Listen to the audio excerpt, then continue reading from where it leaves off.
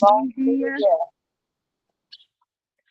Então, hoje nós vamos estudar o capítulo 4 de Gênesis, né?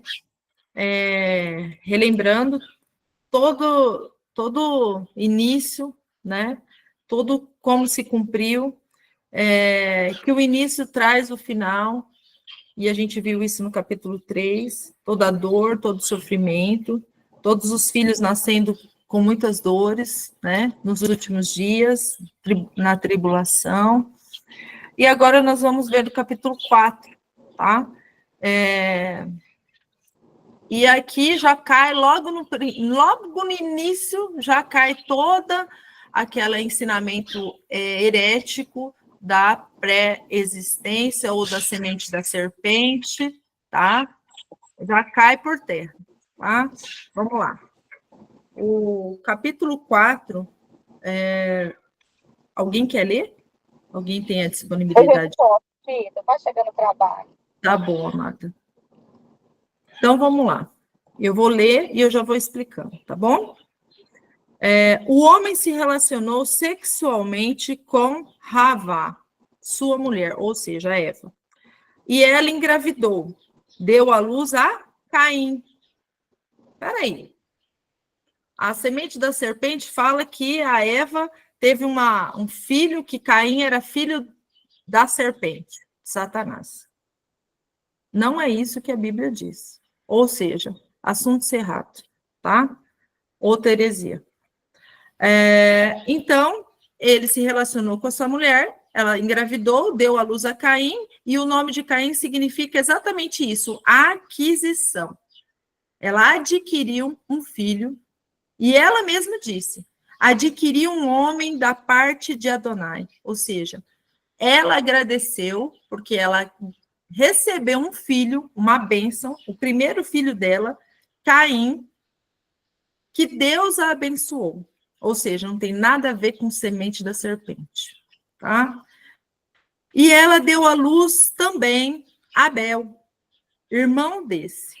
Abel cuidava de ovelhas, ao passo que Caim trabalhava no solo. Gente, toda vez que a palavra ela fala que cuidava de ovelhas, está se referindo ao pastor, tá? Ao pastor, ao grande pastor, o pastor excelente, o bom pastor. E olha só, Abel cuidava das ovelhas, ao passo que Caim trabalhava no solo. Com o passar do tempo, Caim trouxe uma oferta a Adonai com os produtos do solo. E Abel trouxe também os primogênitos das ovelhas, incluindo a gordura. O que ele está querendo trazer aqui para nós? Tia, posso fazer um comentário antes de sair? Pode. Lá naquele vídeo ontem do Rabino, ele estava falando sobre as primícias.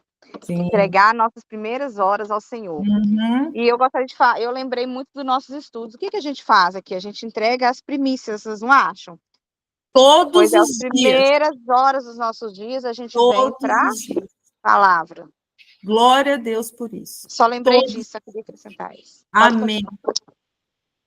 Exatamente isso. O que os primogênitos significavam? A primícia, tá? A primícia. E aí, quando a gente vai ver sobre os primogênitos que Deus tem para ele, logo após a saída do Egito, e que Deus fala que os primogênitos eram dele, é exatamente isso aqui, é representando principalmente Yeshua, tá? Principalmente.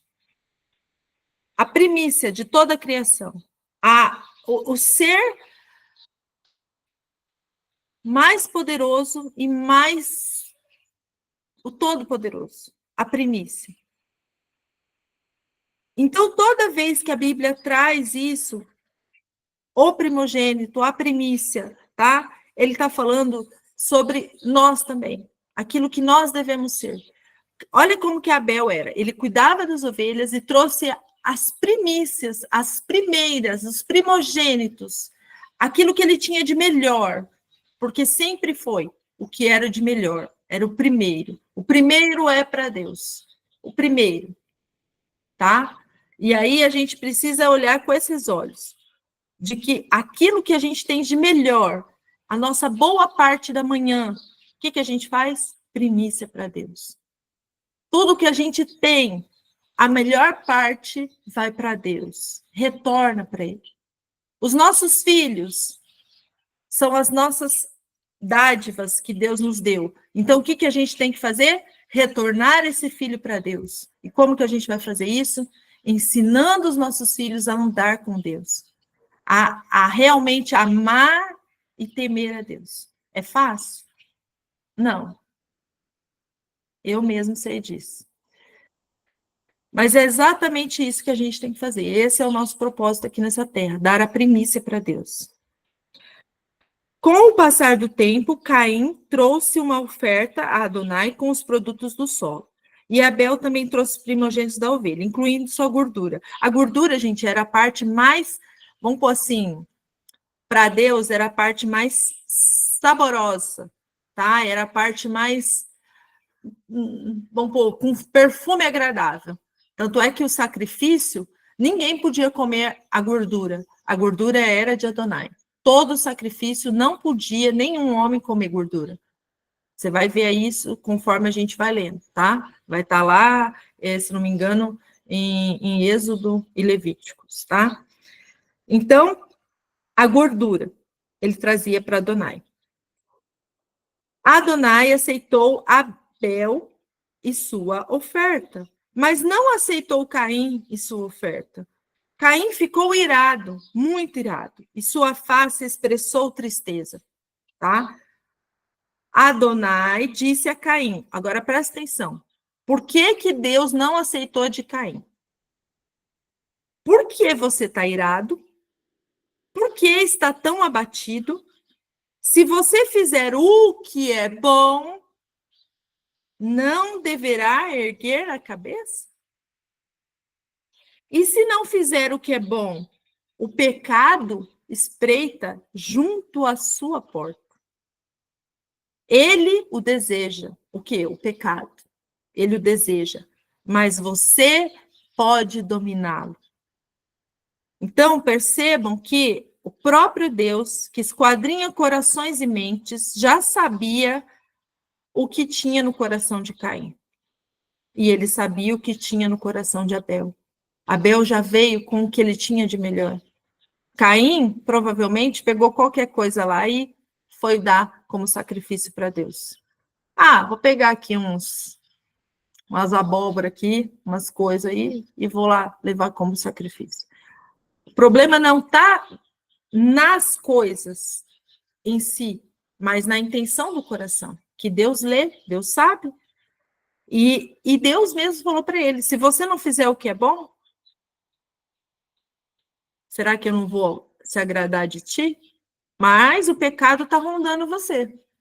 E você pode dominá-lo. Aí eu pergunto para vocês hoje, todos nós, a gente não pode dominar a nossa ira, todas as obras da carne, imoralidade, a nossa idolatria, a nossa, sei lá, culto ao dinheiro, à prosperidade, todo tipo de culto que não pertence a Deus? Claro que a gente pode, se a gente quiser, porque o reino, ele é ganho com esforço. A gente falou isso ontem, né? Vai ser no meio de muita tribulação e muito esforço para que os verdadeiros adoradores adorem a Deus e sejam fiéis a Ele até o fim. Então, vai ser com esforço. Temos que dominar tudo aquilo que vem de ruim em nós dominamos para que nós não sejamos levados para o pecado. Caim conversou com Abel, seu irmão. Então, certa vez, olha só, Caim, ele já premeditou, olha só a intenção do coração dele, e Deus já sabia disso. Por isso que falou, o pecado te espreita. Ele foi lá, conversou com o irmão, e quando eles estavam no campo, e esse no campo, gente, é o mundo, tá? No campo. Nós estamos aqui no campo, nós estamos nesse mundo aqui. E lá no campo, Caim atacou Abel, seu irmão, e o matou. Hoje a gente vê todo o mal atacando os verdadeiros adoradores, tá?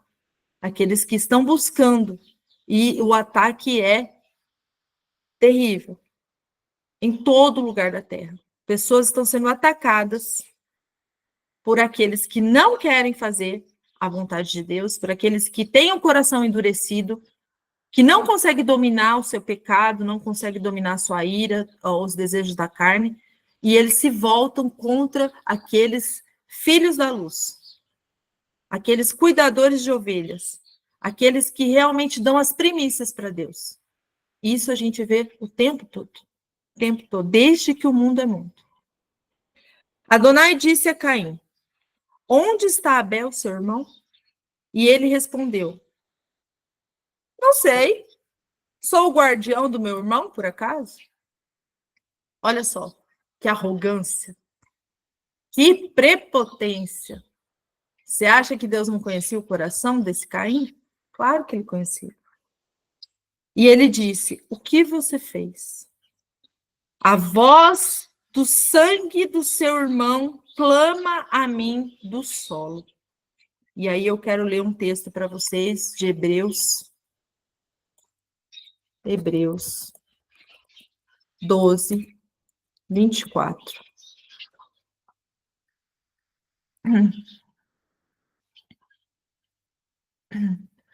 E a Jesus, o mediador de uma nova aliança, e o sangue da aspersão, que fala melhor do que a de Abel.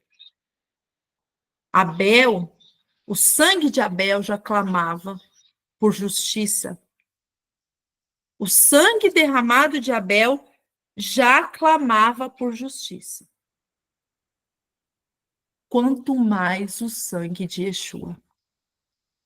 Quanto mais o sangue de Yeshua, o nosso mediador da nova aliança. O sangue que foi aspergido por toda a nossa iniquidade. Então, você imagina o quanto que Deus está tendo de misericórdia e paciência com todas as pessoas desse mundo, principalmente com os maus. Imagina a misericórdia de Deus. Se ele poderia se irar e a ira dele chegar e derramar ali e não sobrar um. Mas a misericórdia e o amor de Deus alcança multidões. Então, se o sangue de Abel já clamava, o de Yeshua clama muito, muito, infinitamente mais. E ele disse, a voz do sangue do seu irmão clama a mim do solo. Agora, você é maldito desde o solo, que abriu a boca para receber o sangue do seu irmão de suas mãos. Você é maldito. Lembra que Yeshua se tornou maldito por todas as nossas iniquidades. Por quê? Porque ele era puro, santo, sem pecado. No entanto, ele morreu para pagar uma dívida que não era dele. E ele se fez maldito na cruz para que nós pudéssemos ser feitos filhos novamente. Porque a gente era para receber só a ira de Deus. Mas, assim como Caim, nós deveríamos receber só a ira, só a maldição. Mas Yeshua, o sangue de Yeshua, nos cobriu da nossa iniquidade. Quando arar o solo, ele não dará mais a você a sua força. Você será um fugitivo e vagueará pela terra. Aí você lembra também de quem, gente? De todos os filhos do maligno, tá? Porque o maligno, ele também foi expulso do céu. Ele também está vagueando por essa terra e está fazendo filhos da iniquidade. E ele vai continuar até que Yeshua volte. E todos aqueles que são aspergidos pelo sangue de Yeshua recebem a bênção, a misericórdia de Deus. Então Caim disse a Adonai: a minha punição é maior do que eu posso suportar. Ah, não, é demais. Ai, pai, olha, eu falo que Deus é bom. Gente, Deus é muito misericordioso. Porque eu acho que se fosse eu já tinha dado uma cajadada nesse Caim e ele não voltava à vida nunca mais. Mas nunca mais.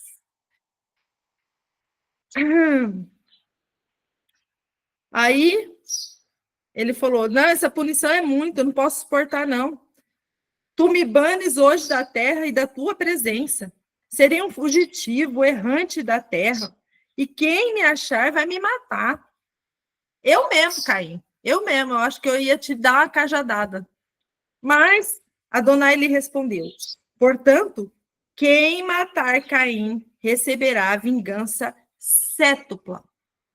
6 vezes mais. 6? 6? Por que 6? Por que não 7? 6 é o número do homem. No 6º dia, ele receberá vingança cétupla. E então Adonai pôs um sinal em Caim, para que ninguém que encontrasse com ele visse e matasse. Então Caim saiu da presença de Adonai e viveu na terra de Nod, e a terra de Nod significa vagueação, tá? Ele ficou vagando a leste do Éden. E esse sinal, gente, quando você vai pesquisar sobre o sinal de Caim, a palavra sinal vai ser o mesmo sinal que Deus coloca também em nós e todos os outros, tá? Todos os sinais. Toda a palavra sinal do Antigo Testamento é a mesma palavra do sinal de Caim. Eu tentei procurar isso para ver se era algum outro tipo de sinal ou alguma outra palavra que representava alguma outra coisa. Não, tá? Não. E aí eu entendo que, mesmo Caim agindo como agiu, aqui Deus mostra misericórdia, mesmo com Caim, tá? Mesmo com Caim. Entenda, ele não permitiu que ninguém o matasse. Se alguém matasse, ele seria vingado 6 vezes mais. E colocou um sinal em Caim, para que ninguém pusesse a mão nele, a não ser o Criador. E aí eu lembro também de Miguel falando para Satanás que o Senhor te repreenda. Porque somente quem tinha que julgar Caim e as coisas que Caim fez era somente o Criador. Mas ninguém dessa terra poderia relar a mão em Caim. Então... Ximena. Sim. Tira uma dúvida aqui para mim. Aqui no versículo, no capítulo 3, Deus tirou eles do Éden, né? Sim. Do jardim inteirinho. E por que aqui fala assim que eles viviam na terra a leste do Éden? Então eles viviam ali perto do Éden? Perto, mas não mais poderiam não entrar no Éden, não no jardim, né? Não. Eles ficavam perto, eles tinham um anjo lá guardando a entrada do jardim, mas eles não poderiam mais entrar. Não poderiam mais. Mas e aí eles então, ficavam mas eles próximos. assim, mesmo assim, eles tinham contato com o Senhor, assim, falando assim com ele. Você não está vendo o Senhor falando com Caim? O Senhor falava ainda, né? Mas não estavam mais sobre a proteção divina, né? Porque no jardim eles tinham tudo, né? Eles não precisavam plantar, eles não precisavam nada, porque o jardim já dava tudo que eles precisavam. Aí, quando a gente olha para o jardim, a gente olha para a proteção divina, é estar coberto com a proteção divina, porque o Senhor nos dá tudo, tudo que a gente precisa, se a gente está no jardim, se a gente está na dependência dele. Nós estamos no jardim, porque o jardim do Éden representava exatamente isso, toda a boa dádiva que Deus dá para eles, tudo que eles precisavam, eles tinham, tudo. A dependência era somente neles. Nem chovia, gente, nem chovia. E nascia de tudo. O Senhor proveu tudo. Então, a mesma coisa hoje a gente vê na nossa vida. Estar no jardim significa estar diante da presença do Eterno. É estar com Ele, ser uma com Ele, para que a gente possa desfrutar de todo o jardim, de toda a bênção que Deus nos dá, de todos os frutos das árvores, de todas as bênçãos espirituais, de toda a salvação. Porque, na verdade, a gente merecia a punição, a ira de Deus, né? Mas ele foi bondoso. Então, quando ele ficava na vagueação, quando fala sobre a vagueação, é porque ele não andava mais com Deus. Você viu que ele mesmo falou? O Senhor vai tirar de mim a sua presença? Vai me tirar da terra? Vai me tirar da tua presença? Sim.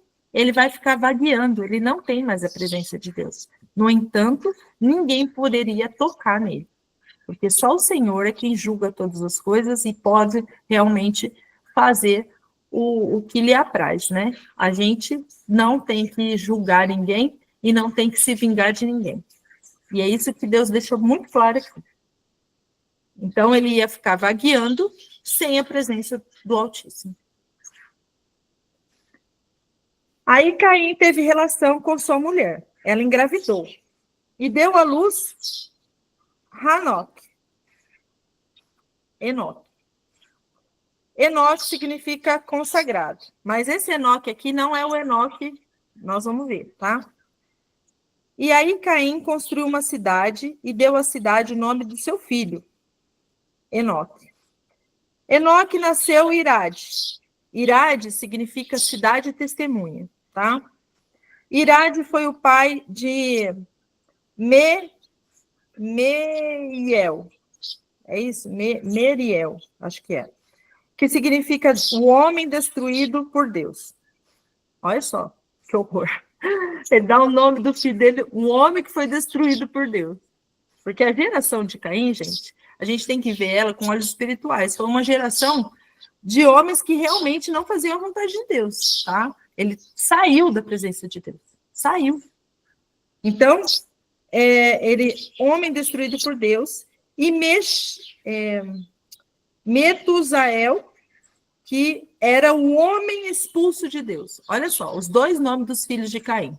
O homem que foi destruído por Deus e o homem que foi expulso por Deus. Esse era o nome dos filhos de Caim.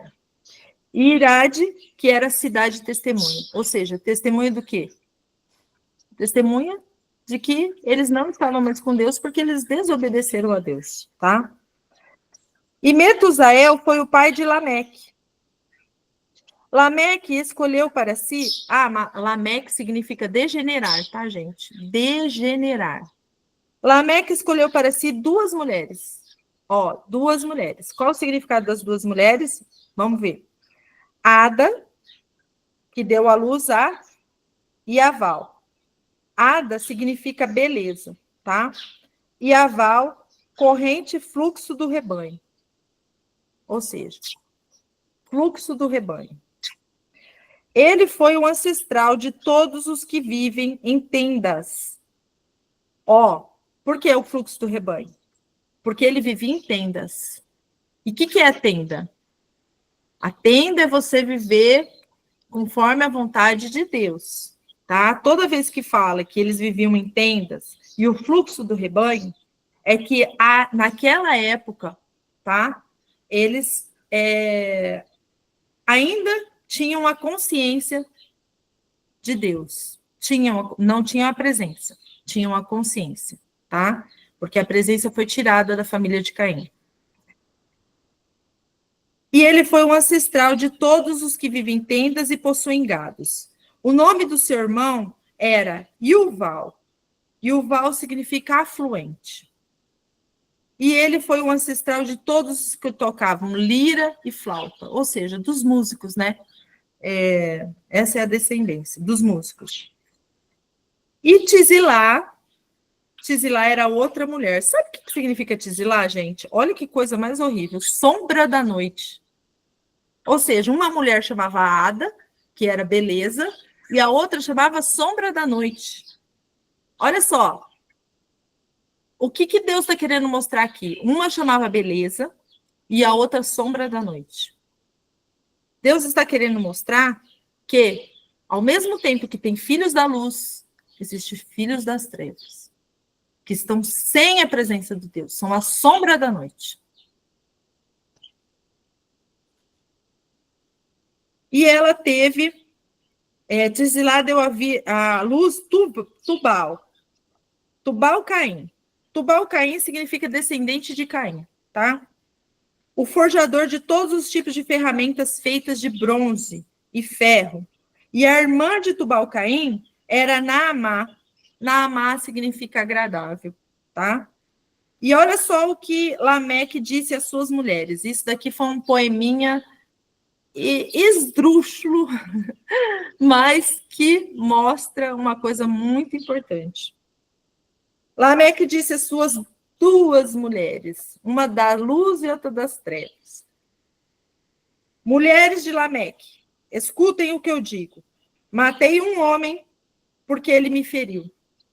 Um jovem porque me machucou. Se Caim será vingado 7 vezes, então Lameque será 77 vezes. E aí, o que vocês lembram? Lembra lá de Mateus 18, 22. Perdoa 70 vezes 7. Eita, Perdoar. eita, Glória, exatamente. O que está falando aqui? Enquanto Lameque era exatamente aqui, ó, o nome dele significava degenerar, tá? Lameque, ele dava um exemplo ali de vingança e violência, tá? Lameque era uma pessoa completamente violenta, um homem que não tinha nada da presença de Deus, nada, zero da presença de Deus. Então ele falava assim, se alguém fizer alguma coisa comigo, eu me vingo 77 vezes. Aí vem Yeshua e talvez pega, eu não sei se Yeshua falou exatamente por causa dessas palavras, mas vamos dizer que sim, porque Yeshua é Yeshua, e ele usou essas palavras de Lameque para dizer completamente o contrário. Enquanto Lameque, ele se vinga 77 vezes, vocês têm que perdoar 70 vezes 7. E o 7 significa o quê? Completude, perfeição.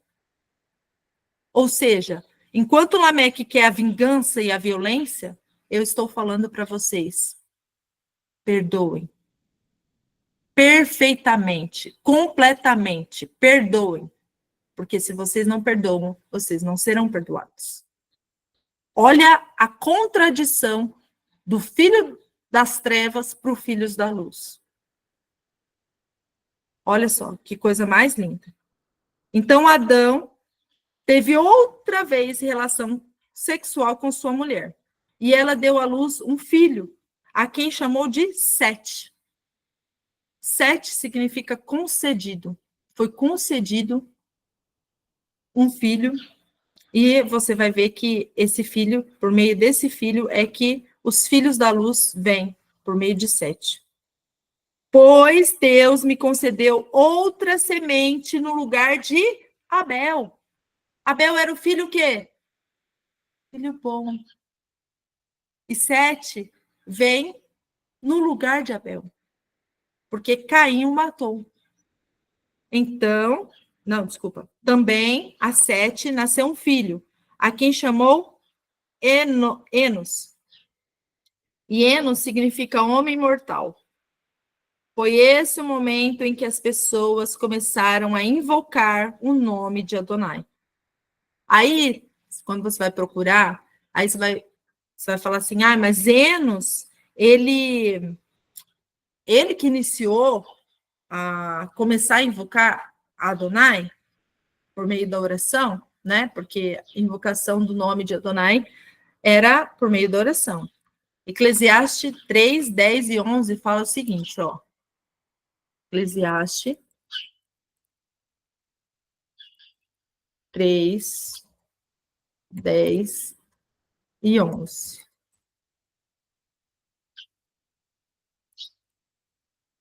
Tenho visto o trabalho que Deus deu aos filhos do homem, para com ele os exercitar. Tudo fez formoso em seu tempo, também pôs o mundo no coração do homem, sem que esse possa descobrir a obra de Deus que ele fez desde o princípio até o fim. Ou seja, colocou no coração do homem a se voltar para ele novamente, tá? Então, eles começaram a invocar o nome de Adonai desde o princípio. Então, matou Abel, que era o que fazia isso, aí depois veio Enos e começou novamente a invocar o nome de Adonai, por meio da oração e também por meio de... Eles faziam tipo um altar de adoração, né? Eles pegavam as pedrinhas e faziam ali um altar de oração e de adoração, tá? Nessa época de Enos. Aí vem Maimônides, tá?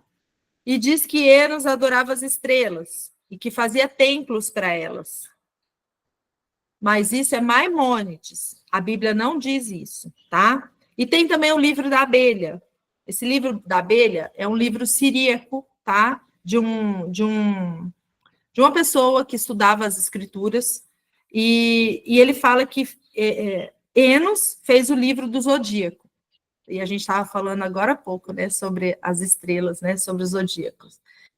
E esse livro siríaco da abelha, eles são lendas bíblicas, tá? São lendas. Aqui não fala nada disso, mas eu estou colocando isso para vocês como conhecimento, porque muitas vezes as pessoas vão falar que Enos era o pai da astrologia, tá? Essa é a verdade. Porém, entretanto, todavia, não se fala nada disso nas escrituras. Muito pelo contrário, fala que na época de Enos, não fala que foi Enos, mas fala que na época de Enos foi o momento que eles começaram a invocar o nome de Adonai. Então,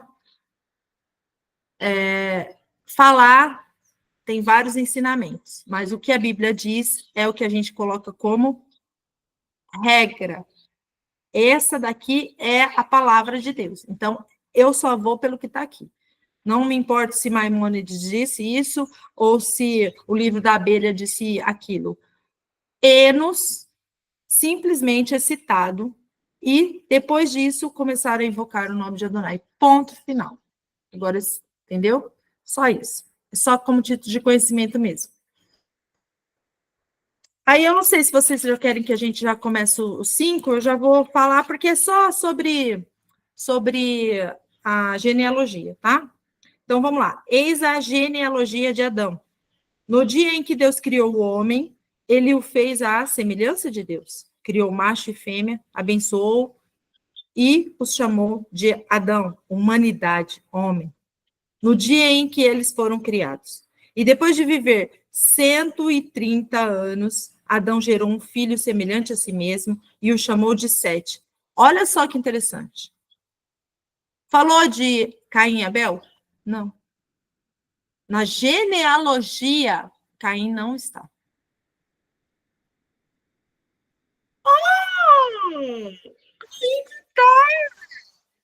Só tá 7. Por quê? Alguém sabe responder?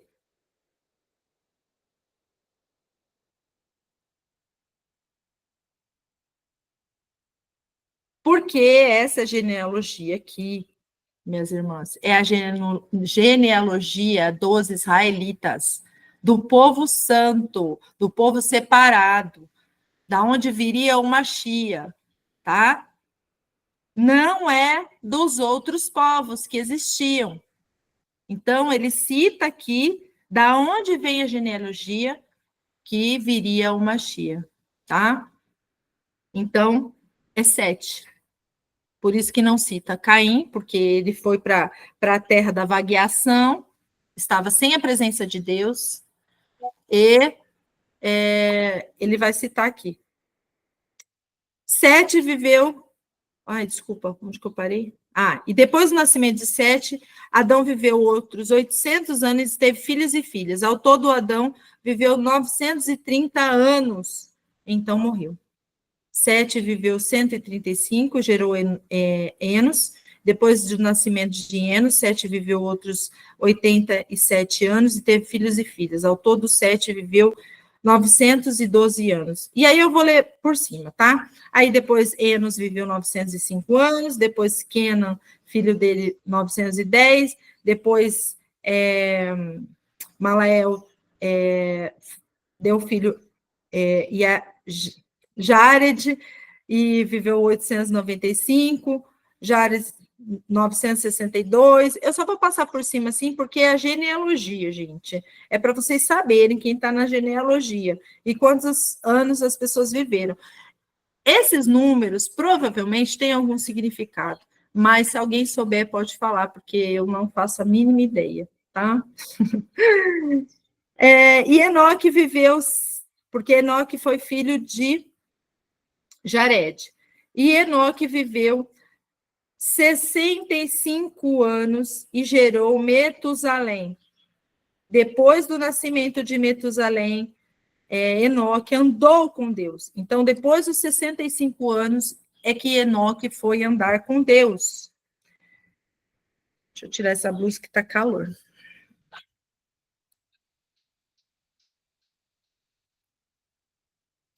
E então, não estava mais ali, porque Deus o tomou. E aí tem o livro de Enoque, do qual muitos hoje, porque nunca foi assim, mas por aumentar o conhecimento, hoje as pessoas procuram muito o livro de Enoque. E a gente já falou sobre o livro de Enoque, né? Que eu não faço a leitura do livro de Enoque, porque há muitas contradições, no primeiro, do segundo e do terceiro, tá? E o que não tem nas escrituras, eu prefiro me abster. Até porque, por conta desse livro de Enoque, a gente está vendo tantas heresias e tantas blasfêmias nos dias de hoje. Por conta do livro de Enoque, estão se baseando essas sementes da serpente. Por conta do livro de Enoque, estão se baseando a pré-existência. Por conta do livro de Enoque, está se baseando heresias. Ximena, o que é semente da serpente? Eu sempre escuto você falar, esse assunto eu nunca ouvi. Quer dizer, eu já ouvi, mas nunca me entendi. A semente da serpente, eles falam que a serpente, na verdade, era Satanás, e a gente falou disso. No entanto, entretanto, eles falam que o fruto que a Eva comeu não era um fruto literal, mas era o quê? Eva teve relações com Satanás. E gerou quem? Caim. Só que isso é completamente irreal, porque Gênesis 4 diz que Adão tem relações com a sua esposa, Eva, e Eva dá à luz Caim. Então, é irreal. Mas essas teorias surgiram agora, nos últimos dias, e também surgiram lá atrás, porque semente da serpente não é uma coisa atual. Ela já foi feita lá atrás e foi considerada uma heresia. Justamente porque Gênesis 4 já diz que Caim foi filho de Adão e Eva. Tá? E aí eles falam que Caim, por ser um homem mau, ele é filho da serpente. Ele não é. E todos os descendentes de Caim são filhos da serpente. Por isso que hoje existe o bem e o mal. Sendo que a Bíblia também não diz isso, porque a Bíblia diz que tanto as trevas quanto a luz pertencem a quem? Ao Criador.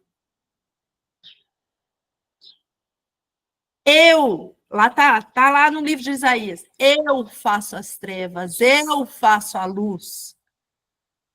Quem? O Todo-Poderoso. Não existe isso. Então, esqueçam isso. Abortem tudo isso, porque isso não faz parte das Escrituras. Tá bom, Mário? Não faz parte, tá? E Enoque começou a andar com Deus. Olha, lá naquela época de Enos, já começaram a invocar o nome de Adonai.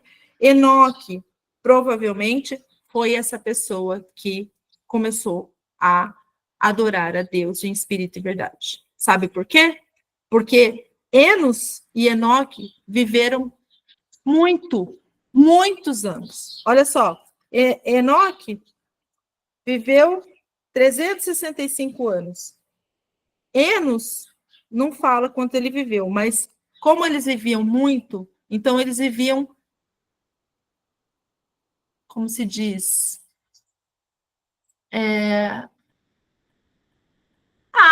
Vocês entenderam, né? Por exemplo, eu tenho 50, mas eu vivo na mesma geração que, vamos supor, vivi na mesma geração que a minha avó.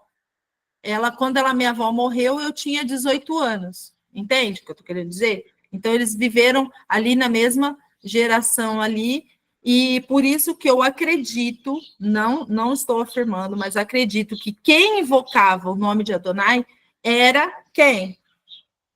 Enoque. Na mesma geração de Enos, tá? Na mesma geração de Enos. Na mesma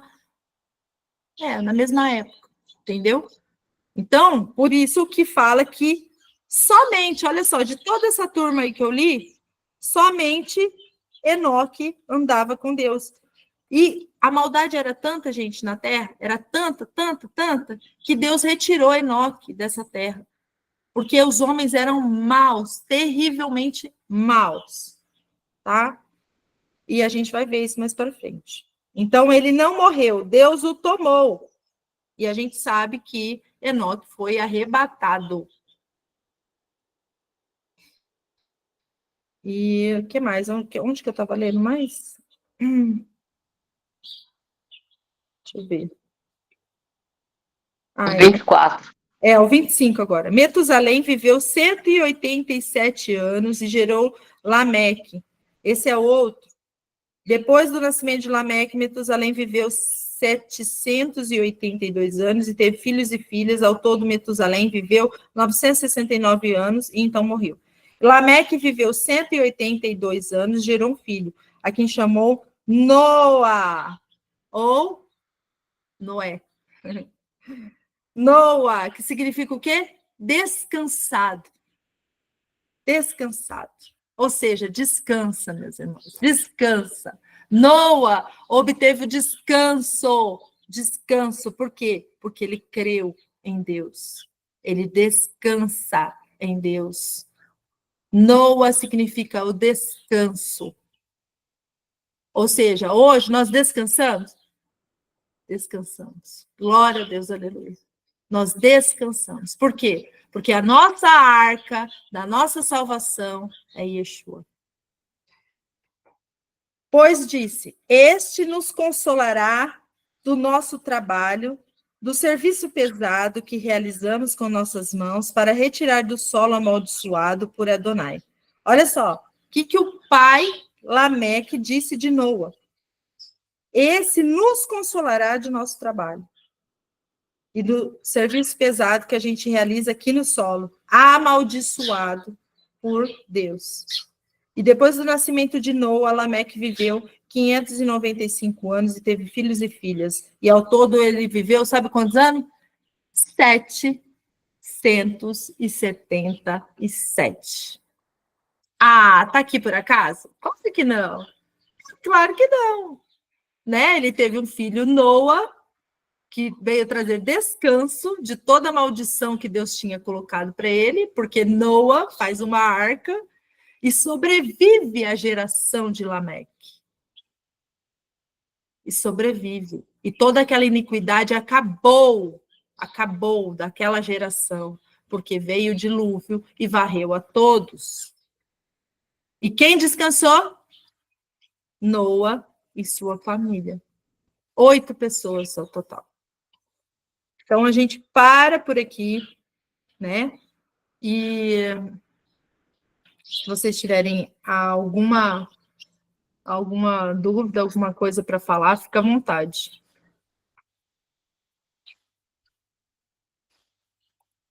Xi, você não leu o 32? O versículo 32? É verdade, né? Noa tinha 500 anos e Noa foi o pai de Sem, Cã e Jafé. É verdade. Então, olha só como que ele era velho, né, gente? Quando ele teve filho. Ele tinha 500 anos quando ele foi ter os filhos dele. Noa. Ele já estava muito avançado de idade. Coisa que nos Vocês dias separaram? de hoje. Reparei. Coisas que no dia de hoje, uma pessoa com 60 anos já não pode ter filho. Um homem, né? Pois é. Você vê que interessante? Eu creio que naquela época, né, eles tinham eles viviam mais porque eles comiam só as coisas que Deus deu, não tinha essa corrupção de alimentos modificados, todas essas coisas aí. Com certeza, mas só que você vai ver mais para frente que não foi só isso, tá? Foi o próprio Deus que encurtou a vida do ser humano e fez com que ele vivesse somente até 120 anos. Vai ter uma hora aqui que ele vai encurtar a vida de todo mundo. Verdade. E tem também até 80 anos, ele fala. Não, aí depois encurta mais um pouquinho. Vai ter uma parte aqui, depois eu acho que é depois do dilúvio. Depois do dilúvio, as pessoas viviam só até 120 anos e depois encurtou mais um tiquinho, né? Que aí foi para 80, no máximo 80. E eu já pensou esse povo todo que... Desculpa, Claudinha, pode falar. Só para terminar. E eu acho que isso tem a ver com como falar? Com Jerusalém, né? Que 80 anos está previsto, né? Para a vida. Sim, tem tudo a ver. Pode continuar, pode falar, Sandrinha. Não, Tito, você já pensou se esse povo vivesse esses 500, 600, 700, 800 anos, com essa maldade toda, o que seria da gente? Pelo amor de Deus. Do céu, meu já Deus! Já pensou hoje? Misericórdia. Pelo amor de Deus. Já pensou aguentar o Lula 500 anos, gente? Pelo amor de Deus! Misericórdia, Senhor Jesus! Ai, Maranata, Senhor Jesus, eu quero ir embora, não quero ficar aqui, não. Nossa, já pensou que a maldade que ia ser? Você é doido? Não, eu quero não. Obrigada.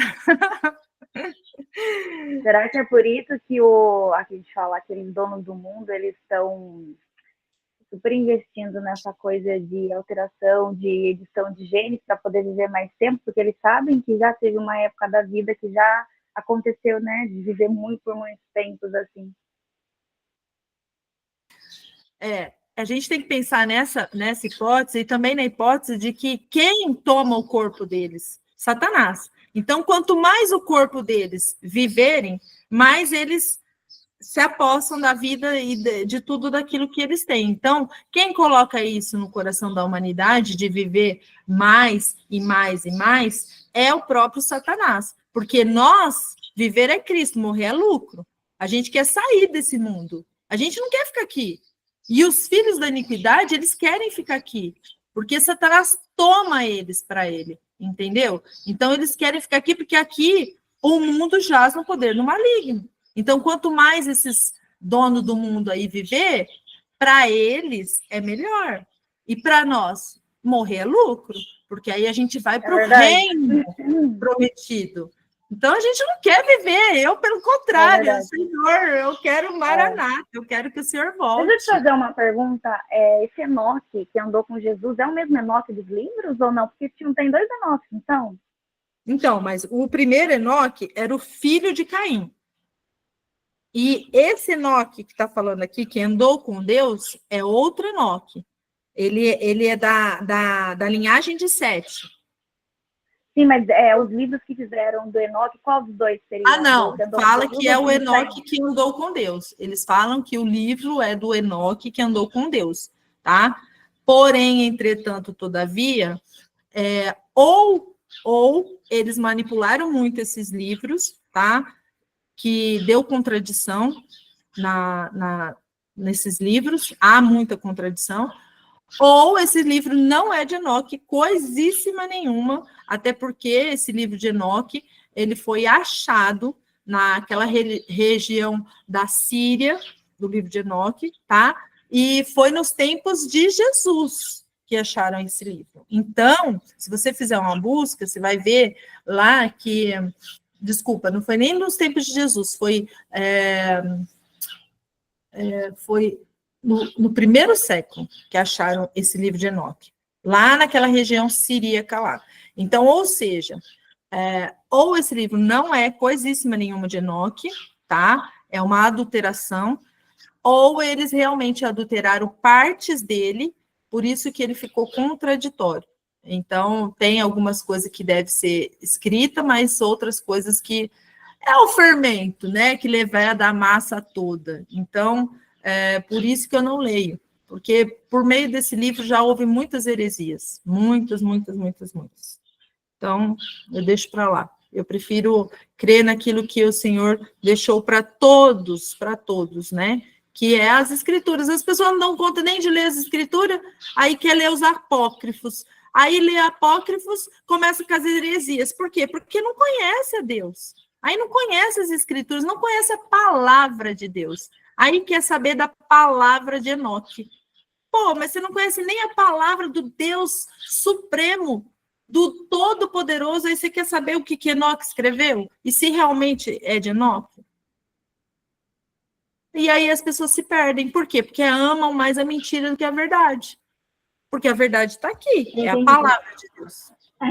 Eu pensava que era do Enoque, filho de Caim, exatamente por ser filho de Caim, né? Eu achava que o livro era escrito do... Não, eles falam que é Enoque o que andou com Deus. E que ele relata tudo que tinha naquela época, naquele tempo, né? Eu não acredito nisso, Drica. Sinceramente, eu não acredito. Eu acredito que pode ter sido outro Enoque, tá? Mas nem era Enoque daquela época. Eu não sei. Eu, sinceramente, eu prefiro nem ler.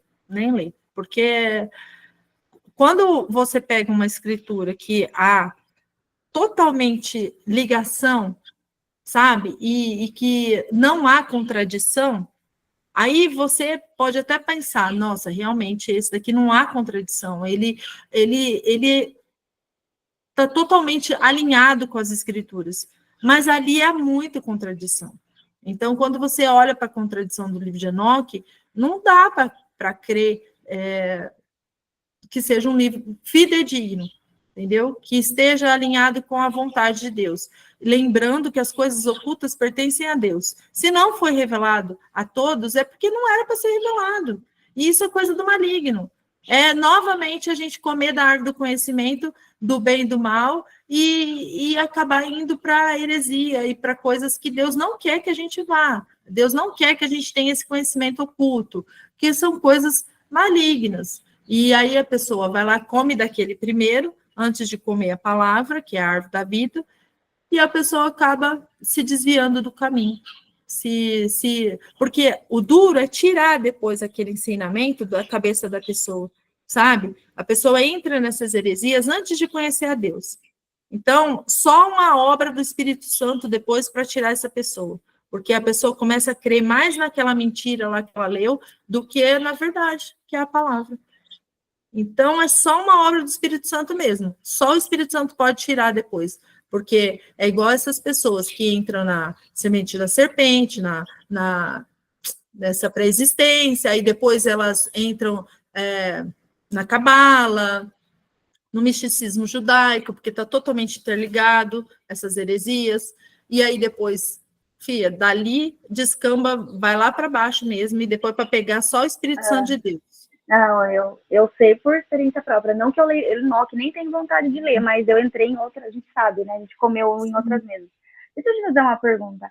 Por que hoje eu vejo muitos cristãos querendo adotar de novo as tradições judaicas, assim, né? Na prática. Querem comemorar todas as festas. Eu sei que são as festas verdadeiras, mas eu vejo que hoje eles estão querendo praticar a lei, sabe? Uma coisa que já foi abolida. Aí é que tá, né?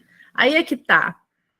O apóstolo Paulo alertou isso, que isso ia acontecer e já estava acontecendo naquela época que ele estava pregando, já estava acontecendo isso, que os judeus estavam impondo que eles guardassem todas as leis. E aí você vai ter que ler Hebreus e Gálatas e qual mais? É o outro livro. Para você entender, Drica, que o judaísmo ele sempre vai querer impor as leis. E a lei é maldição. A lei era para mostrar o quanto que a gente é perdido, o quanto que a gente é impuro, o quanto a gente, não consegue andar pela lei. Tanto não consegue que Yeshua teve que vir. E teve que nos salvar de nós mesmos, porque da nossa impureza, da nossa pecaminosidade. E aí vem o Espírito Santo, que habita em nós, para que nós pudéssemos receber a Torá viva no coração. O que é a Torá viva no coração? É você realmente amar a Deus sobre todas as coisas e querer agradar a Ele sobre tudo. E isso não tem a ver com só seguir uma leizinha ali, ó, igual eles tentam fazer, os judeus hoje. Eles tentam, mas eles não conseguem. Tanto é que há tanta iniquidade em Jerusalém. Jerusalém é a capital do homossexualismo. Entende? E eles pregam o quê? Torá. Mas Torá com fermento. Torá com cabala, Torá com Talmud, Torá com todo tipo de abominação. Aí, quando fala sobre Yeshua passa a habitar, o Espírito Santo de Deus passa a habitar em nós e nos capacita a realmente obedecer, mas não por uma regra, não porque eu tenho que não comer carne de porco, não guardar o sábado. Sábado significa descanso. Nós acabamos de ler aqui em Gênesis 1, 7º dia, Deus descansou. Isso estava mostrando o quê? O descanso. Quem é o nosso descanso? Quem é o nosso descanso? Yeshua. Yeshua. Então, nós descansaremos aonde? Com quem? Com Yeshua. Aqui, ó. A mesma coisa que falou aqui de Noé. Mesma coisa.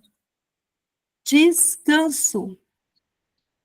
Noé constrói a arca, descanso. Eles descansaram de tanta iniquidade. Quando veio o dilúvio, varreu a toda a iniquidade. Quando vem Yeshua, varre toda a nossa iniquidade. Ele varre, ele limpa, ele nos deixa puro como a neve. Ele limpa a nossa iniquidade, tira a nossa iniquidade e nos faz descansar nele. Ele é a nossa arca viva. Tudo apontava para ele. Todas as coisas. Tudo, tudo, tudo, tudo. Ele é a nossa primícia. Ele é o nosso primogênito. Ele é tudo aquilo que as escrituras do Antigo Testamento apontavam. E nós devemos ser como ele.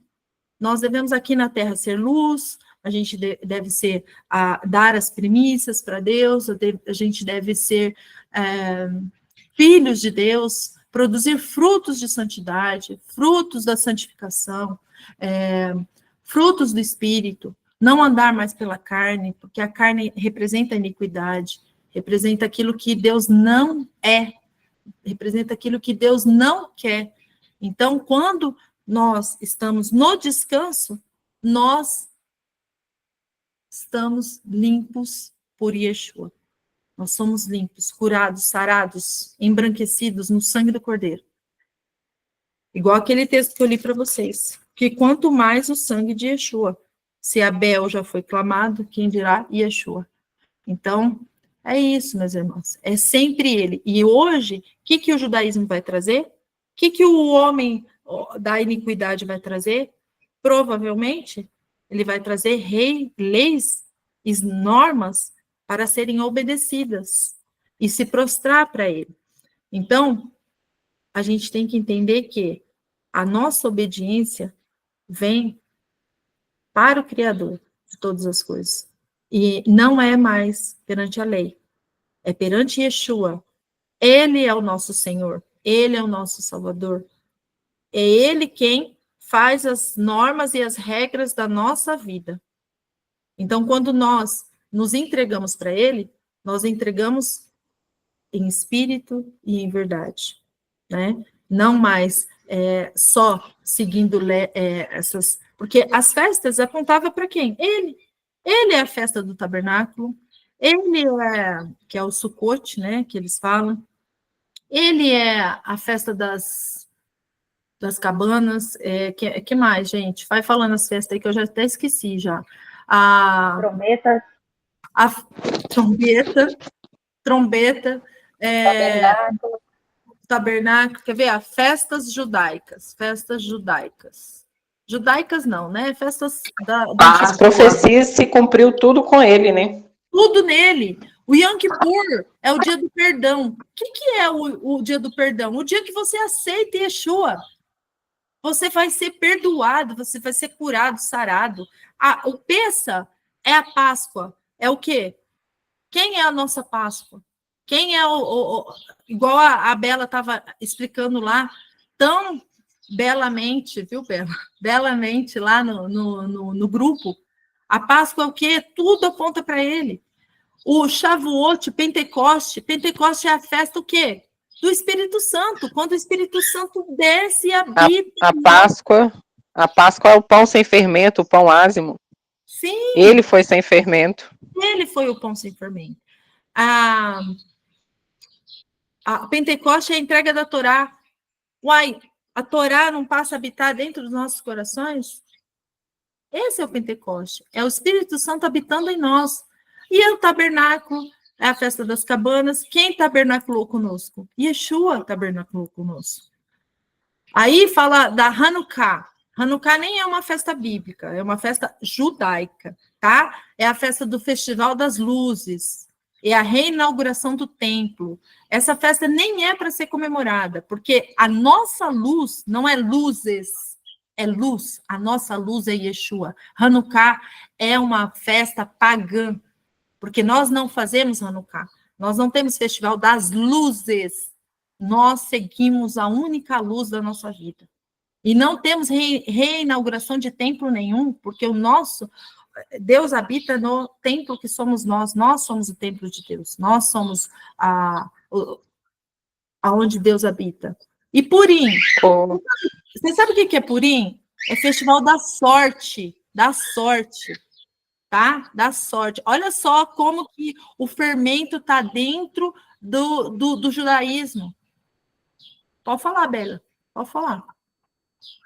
Ô, Ximena, não sei se vocês viram, não sei se a Sara compartilhou, que lá em Portugal teve o show das luzes. Isso. Tinha um tempinho que não tinha esse show. Depois eu vou até mandar algumas fotos que eu consegui pegar para vocês verem o que tinha nesse show das luzes. Então, assim, gente, é tão nítido a gente ver as coisas do inimigo, né, desse sistema. E as pessoas estão totalmente cegas e comemorando lá o show das luzes.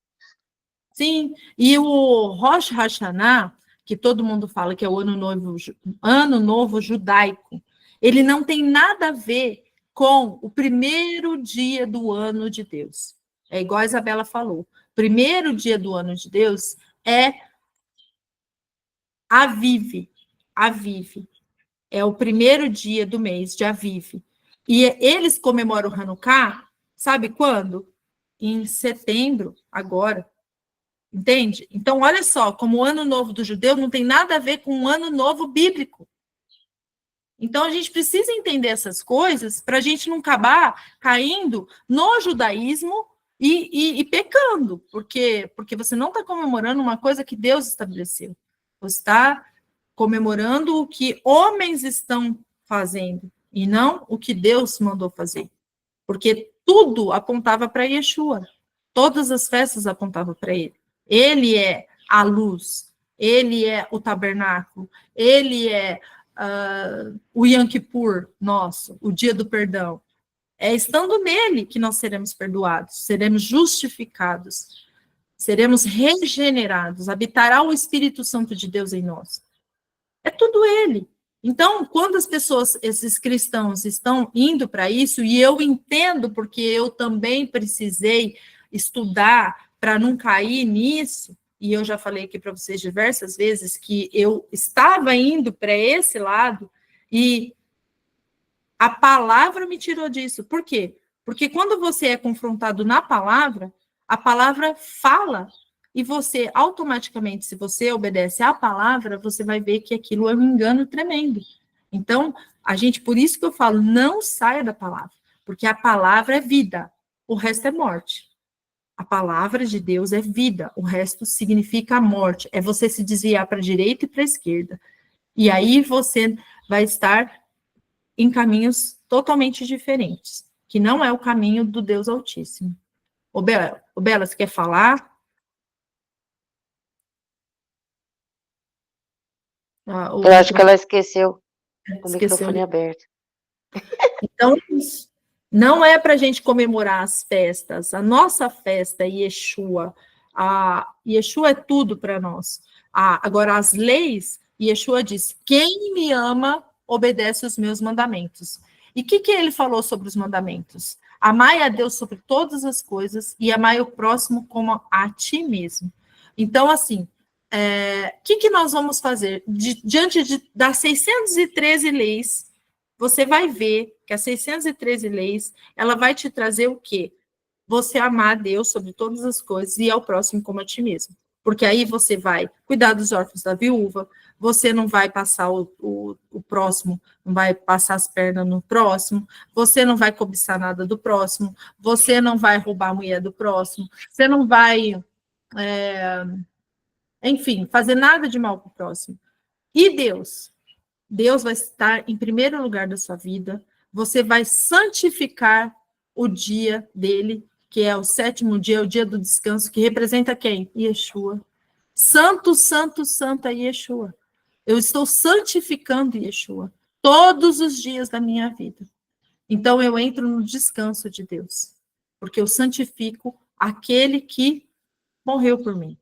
Então, quando você entende o porquê que as leis foram feitas, aí você entende como andar com Deus. Abraão, por exemplo, não tinha lei. Uai, como que Abraão foi considerado amigo de Deus? Ele não tinha lei para ele obedecer. Mas ele obedecia porque ele era o pai da fé. Então, ele não fazia nada que não estivesse, vamos supor assim, de acordo com aquilo que ele acreditava ser de Deus. Tchau, Marizinha. Um beijo, amado. Então, beijo para todas. Nós sabemos que nós somos testificados pelo Espírito Santo. A gente sabe quando uma coisa não está legal. E aí você fala assim, eu acho que eu tenho que pedir desculpa para aquela pessoa, porque eu acho que eu não fui legal com ela. Eu não falei assim, legal com ela, sabe? Ou então, eu preciso pedir desculpa para o meu marido, eu preciso pedir desculpa para o meu filho, eu preciso consertar aquilo que eu fiz, porque eu fiz uma coisa errada. Então, o Espírito testifica aos filhos da luz. E aí você começa a entender como andar na luz. Porque você tem aqui, um livro maravilhoso, o manual que Deus nos deixou, a carta que ele escreveu para os seus filhos. Olha, andai assim, e você estará comigo. Então, é isso, é a gente parar com regras e realmente adorar em espírito e verdade. E espírito e verdade é o que Deus quer, porque ele é espírito e ele deseja que os verdadeiros adoradores o adorem em espírito e verdade. Não adianta regras se o coração da pessoa é duro, é incircunciso. Ele quer um coração circunciso, um coração totalmente de Yeshua. É isso que ele quer, um coração de carne, um coração misericordioso, amoroso, com todos os frutos do Espírito, bondoso. Como fala em João, né? Amai-vos uns aos outros como Cristo vos amou. Vos amou, exato. Ele é o nosso molde, o nosso modelo, né? E hoje as pessoas estão querendo ser escravizadas novamente por meio de regras. Elas estão sendo Jesus veio, quebrou as amarras, e aí as pessoas querem ser escravizadas novamente, colocando as amarras novamente. Exatamente. Novamente. Elas não querem ser livres. Elas não querem ser livres e adorar a Deus em espírito e verdade. Elas querem ter regras, elas querem ter amarras, elas querem ser acorrentadas novamente. Claudinha, pode falar, amada. Eu quero só lembrar não, porque tu dissesse aí, né, em Gálatas, eu quero ler, então, Gálatas 3, né? Ó insensatos Gálatas, quem vos encantou a fim de que não obedecessem à verdade? Quando entre vós, diante de vossos olhos, Jesus Cristo foi evidentemente apresentado e crucificado? Apenas quero saber de vós isto: recebestes o Espírito pelas obras da lei ou pela fé naquilo que ouviram? Sois assim tão tolos? Depois de terdes começado pelo Espírito, quereis agora ser aperfeiçoados pela carne? Padecestes tantas coisas em vão? Se é que foi em vão? Aquele que vos ministra o Espírito e realiza milagres entre vós, o faz pelas obras da lei ou pela fé naquilo que ouviram? É isso aí. Entenderam? Peraí, vocês receberam o Espírito e vocês querem andar agora pela lei? Não é mais em espírito e verdade? Vocês querem amarra de novo? Entendeu? Ó insensatos. E Gálatas estava indo por esse caminho. E o apóstolo Paulo estava chamando a atenção deles justamente para isso. E hoje existem muitos Gálatas por aí. E eu já fui uma delas, eu confesso, tá? Que às vezes a gente, sem entender, a gente acha que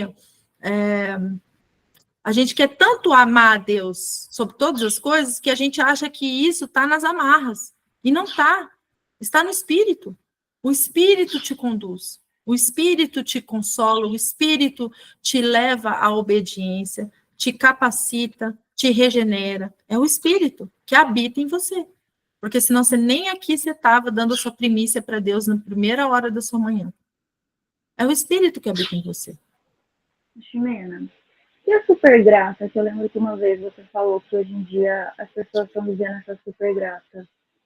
Então, o problema da supergraça é que as pessoas acham assim, que eu estou na graça, eu não preciso obedecer, né?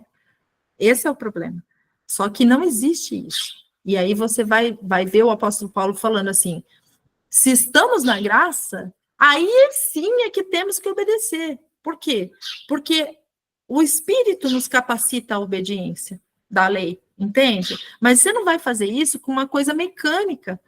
Isso é o próprio Espírito que modifica você. Isso faz parte da regeneração de uma nova criatura. Agora você não é mais a Drica do passado. Você foi regenerada, você recebeu o Espírito Santo que te capacita agora a obedecer à lei de Deus. E a lei de Deus é boa, perfeita e agradável.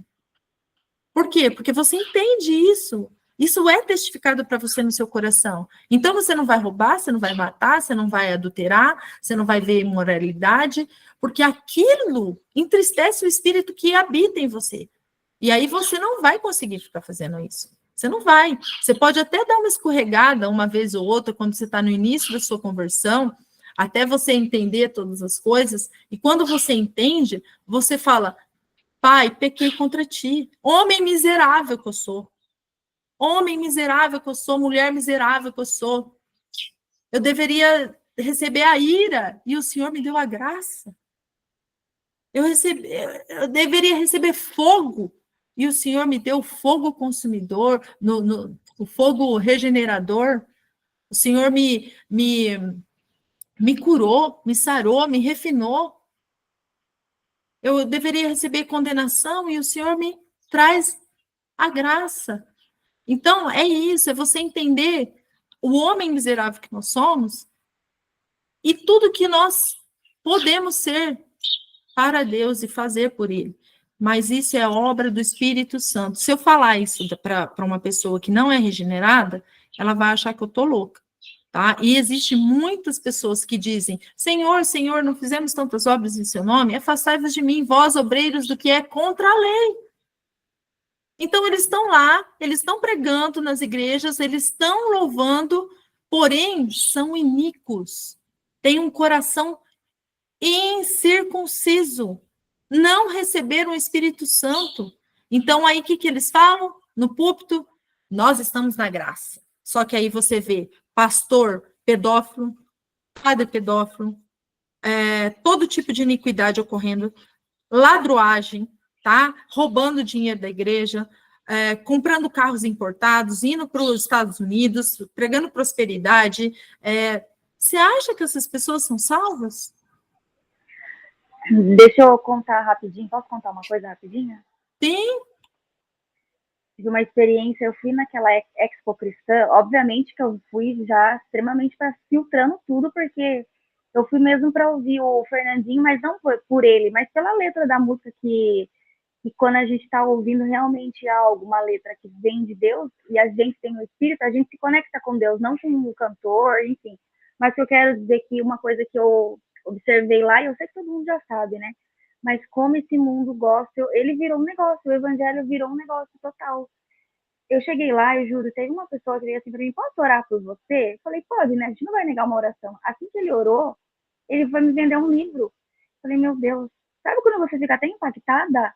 Ele orou por mim, aí eu falei, obrigada. Ele falou, posso te mostrar o meu trabalho? Eu sei que ele foi bem respeitoso, porque era um escritor independente e tal, não era nem de livraria. Mas, assim, é totalmente um negócio. A gente tem os olhos abertos, vai para esse lugar e você fala, meu Deus, aonde tem Cristo aqui? Você só vê o Cristo sendo usado como meio de negócio, sabe? Parabéns. Você viu o que eu vi também lá na minha cidade, quando eu fui num evento de uma igreja lá, e eu cheguei lá, eu tive que sair, porque estava me dando ânsia de vômito. Sério, eu estava tão nervosa, porque eu fiquei nervosa, e aquilo, eu tive aquele sentimento de Jesus, quando ele foi lá e queria destruir todas as barracas. É mais ou menos esse sentimento que a gente tem, sabe? Me deu ânsia, porque eu falei assim, meu Deus, porque a gente fica muito nervosa, começa a dar náusea, sabe? Você fala assim, meu Deus, o que eu estou fazendo aqui, Senhor Jesus, eu quero sair daqui. E aí eu saí, tudo virou negócio, tudo virou negócio. Menina, eles estavam vendendo Santa Ceia Premium. Eu fiquei chocada. A mulher Santa Ceia Premium? Ela falou, você quer experimentar esse suco de uva? Eu experimentei o suco, porque era suco, eu tava com sede, mas a senhora veio me mostrar, até me deu uma caixinha, que é o suquinho que vem com um pãozinho em cima, sei lá. E aí ela falou, tem o Premium e tem o outro. Eu falei, Premium? Porque, assim, para mim tá tudo muito novidade. Eu falei, meu Deus, eles vendem até a Santa Ceia como Premium. Fiquei chocada.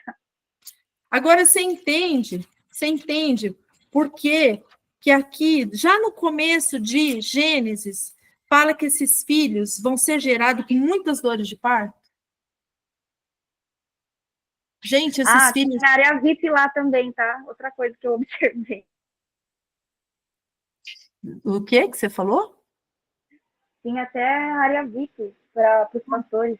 Ah, com certeza, filha. A área VIP é para os ricos e famosos, que eles podem pagar mais, né? Então, gente, isso não vem de Deus, isso é espírito de Mamon. É um espírito da iniquidade, é um espírito demoníaco que está usando o nome de Jesus. E por isso que Jesus falou, não vos conheço.